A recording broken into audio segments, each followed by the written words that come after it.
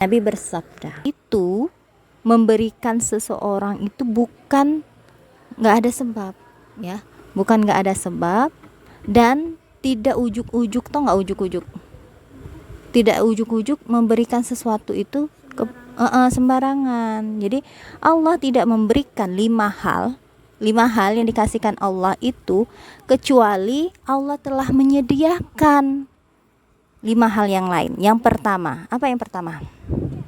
Allah tidak memberikan kesempatan untuk bersyukur kecuali Dia telah menyediakan nilai dari syukur itu.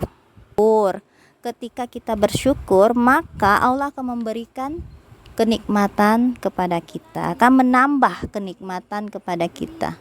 Itu tidak menyuruh kita bersyukur, ya, kecuali Allah sudah menyediakan. Oh, ternyata bersyukur itu punya nilai tambah. Nilai apa sih? Bersyukur akan ditambah nikmatnya oleh Allah. Ya, dalam firman Allah surat Ibrahim ayat 7, la in syakartum la azidanakum. Andai kata kamu bersyukur kepada Allah atas nikmatnya, niscaya Allah akan memberikan tambahan nikmat kepadamu. Kalau kita bersyukur, maka Allah akan janjikan nikmat, ditambah nikmat-nikmatnya. Contohnya Mas mendapatkan kayak melon tadi, ya, melon tadi. Mas bersyukur, ya Allah, aku bersyukur ya Allah atas rasa melon yang manis, ya Allah. Dengan kita mensyukuri apa yang diberikan Allah seperti melon tadi, insya Allah nanti akan dibukakan rezeki-rezeki yang lain, ya, kayak gitu ya. Nah, yang kedua, Allah tidak memberikan kesempatan untuk berdoa. Jadi Allah itu tidak menyuruh kita berdoa kecuali Dia telah menyediakan pintu ijabah. Kata Allah, siapa yang berdoa maka akan aku kabulkan ijabah, maka akan aku kabulkan. Ini firman firman Allah, ya, ud'uni astajib lakum. Berdoalah kamu sekalian, tentu aku akan mengabulkan permintaanmu. Kita kadang belum berdoa, ya, kita masih ada di dalam hati, ya, belum kita ucapkan dengan lisan, ya kan, tapi Allah langsung ngabulkan, ya enggak, Mbak?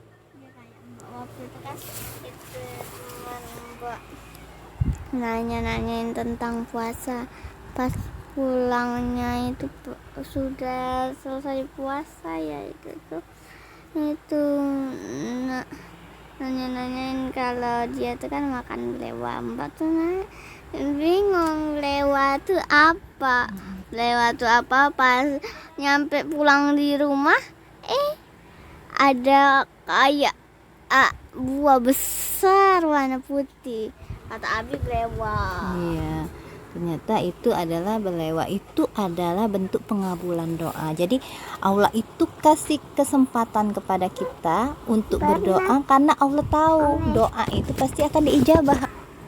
Jadi jangan ragu-ragu untuk berdoa karena Allah itu sudah menyediakan. Insya Allah doamu akan dikabulkan. Berdoalah kamu sekalian, tentu aku, iya. Iya, benar. Yang ini Umi yang nyampaikannya. Jadi ketika kamu berdoa, kata Allah, ya, berdoalah kamu sekalian, tentu aku akan mengabulkan permintaanmu. Jadi doa itu belum tentu. Misalnya, kok aku berdoa belum dikabulkan sih? Mana katanya Allah akan mengabulkan? Tidak. Allah itu menentukan doa kalian, akan mengabulkan doa kalian. Ada yang doanya secepatnya dikabulkan, ada yang ditunda mungkin berpuluh-puluh tahun baru dikabulkan, ada yang dibalas di akhirat. Jadi bentuk pengabulan Allah adalah dengan, iya, karena kita sabar terus berdoa, maka Allah akan balas dengan apa? Dengan surganya, pahala-pahala, ya. Kata Umi di dalam hati belum diucapkan aku pengen ini, tahu-tahu di depan ada orang yang nyamperi, misalnya, ya, ini buat bunda, misalnya kayak gitu. Itu adalah dikabulkan doa secepat itu pada saat itu. Kadang mbak pulang sekolah galak, itu galak sering. Kadang-kadang Nah, es kan? es mie beli es nggak Tahu. ada di rumah, Nah, kayak gitulah, memang sudah ada di rumah kayak gitu. padahal yang kepanasan emas dengan adik awalnya. Iya. Jadi kayak gitu Mbak ya, masih aja. Jadi jangan takut. Kok aku nggak bisa nih? Aku belum dikabulkan doaku. Aku males berdoa lagi. Itu salah. Karena Itu semoga bisa ngeluarin 3 kali minggu depan itu, minggu depannya hujan malah. nah, itu ditunda. Doamu itu untuk dikabulkan mungkin nanti berbulan-bulan. Tapi jangan putus asa karena Allah itu sesuai dengan prasangka. Ngegolinnya pas jadi sepak bola. Iya, pemain sepak bola ya. Jadi kita itu Allah itu sesuai dengan prasangka kita. Kalau kita berprasangka baik sama Allah, Allah akan mengabulkan doa kita, maka Allah akan mengabulkan doa kita, oke? Nah, ini Nabi berdoa seperti ini doanya. Ya Allah, sesungguhnya aku memohon kepadamu jiwa yang tenang, yang mempercayai akan pertemuan denganmu dan ridho kepada ketetapanmu, serta hidup hemat atas pemberianmu. Hadis riwayat Tirmizi. Nah, ini maksudnya itu ya, ketika kita berdoa, walaupun belum kita mendapatkan apa yang kita inginkan, maka mintalah yang lain, tenangkan jiwa, karena kalau jiwa yang tenang, insya Allah nanti akan dibukakan pintu-pintu rezeki yang lain. Oke. Yang ketiga, Allah tidak memberikan kesempatan kita untuk beristighfar, untuk memohon ampun kepadanya, kecuali Dia telah menyediakan pintu maaf. Allah itu Maha Pengampun, Maha Pemaaf. Firman Allah dalam Quran surat Nuh ayat 10 sampai 12. Istaghfiru rabbakum innahu kana ghaffara. Mohonlah ampun kepada Tuhanmu karena sesungguhnya Allah itu Maha Pengampun. Ada enggak orang yang berdosa ya? Dianya ketika dia bertobat dengan sungguh-sungguh, ada enggak Allah tobatmu nggak diterima, ada nggak Allah ngomong kayak gitu? Enggak. Nabi apa itu? Nabi Musa. Iya. Nabi Isa atau Nabi siapa ya? Jadi marah Allah dia.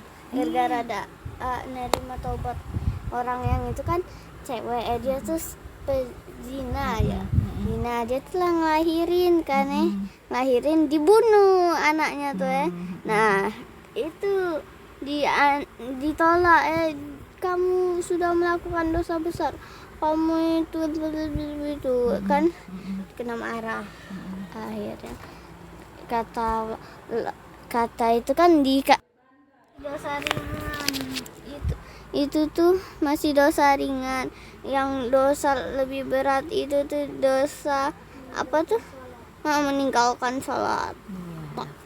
Iya, jadi jangan takut kalau Allah itu tidak menerima taubat kita. Kalau kita bertobat dengan sungguh-sungguh, taubat nasuha, bukan taubat sambal hari ini tobat, besok mau nyari sambal lagi, bukan ya. Taubat nasuha itu ada syaratnya. Apa aja syaratnya, Mak? Yang pertama, menyesali apa perbuatan yang kita lakukan, perbuatan dosa. Yang kedua, berusaha, berjanji tidak akan mengulangi. Nah, yang ketiga, minta ketetapan sama Allah bahwa kita memang tidak mau lagi berbuat dosa ya. Lau akhta'tum hatta tablugha khatayakumus samaa thumma tubtum lataballahu alaikum. Apabila kamu berbuat dosa sehingga dosamu itu setinggi langit, kemudian kamu bertobat, niscaya Allah akan menerima tobatmu. Jadi kalau Mbak merasa ya sudah nyakitin adik, Mbak merasa Mbak itu sangat berdosa sekali, tobatlah. Jangan bertobat sambal ya. Nah, Ini Nabi bersabda bahwa tertulis di sekitar Arash, ya, di sekitar Arash itu 4.000 tahun sebelum dunia itu diciptakan, sebelum bumi itu diciptakan. Arash itu singgasana Allah. Kalimat sebagai berikut. Ini ada kalimatnya. Summahtada wa inni laghafar. Sesungguhnya aku adalah pengampun bagi setiap orang yang bertobat, beriman dan beramal soleh. Kemudian ia meminta petunjuk. Tuh kan, orang yang mana di waktu di singgasana Allah itu ngomong kayak gini. Sesungguhnya aku adalah pengampun bagi setiap orang yang bertobat. Yang kelima ya. Allah tidak akan memberi kesempatan untuk bersedekah kecuali Allah telah menyediakan pintu baginya untuk diterimanya sedekah itu. Sedekah ya. Qalan Nabiyyu sallallahu alaihi wasallam kullum ri'i fi zilli sadaqatihi hatta yuqadha bainan nas. Setiap orang yang berada dalam naungan sedekah di hari kiamat sehingga manusia menerima ketetapan masuk neraka atau surga. Jadi orang yang bersedekah itu akan dinaungi, akan dilindungi pada hari kiamat, ya. Insya Allah akan masuk surga. Hadis dari Ibnu Lail nih ya. Tidaklah seorang hamba menyedekahkan sesuatu dengan tujuan mencari ridho Allah kecuali Allah berkata di hari kiamat sebagai berikut.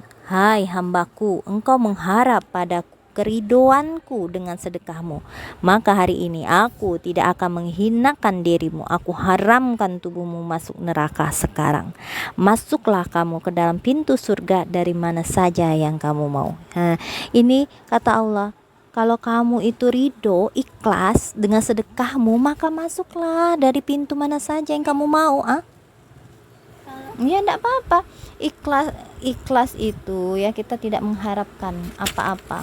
Kita hanya ingin melakukan kebaikan aja. Kebaikan apa? Karena kita belum ngerti, pikiran kita hanya kebaikan untuk apa? Untuk Allah, kayak gitu. Insya Allah tetap diterima walaupun kita nggak ngerti. Iya. Walaupun dalam rangka belajar, kalian tetap dapat pahala, dan orang tua yang mengajarkan, insya Allah mendapatkan pahala. Apa? Nah, ya manusia ya, temen ya. Asalkan Mbak harus ikhlas, jangan gerutu. Mbak pernah gerutu gimana temen Mbak galak kok. Iya. Mbak pernah gerutu. Makanya ikhlas tadi. Ikhlas itu sepertinya mudah untuk diucapkan, tetapi tidak mudah untuk dikerjakan. Kalau kita merasa bersyukur, maka hidup itu tenang. Tidak akan pengen ini, pengen itu, tapi kemampuan kita nggak ada, uang kita nggak ada, pengen ini, pengen itu. Hadis kita hari ini banyak-banyak bersyukur, berdoa, bertobat, istighfar, dan bersedekah.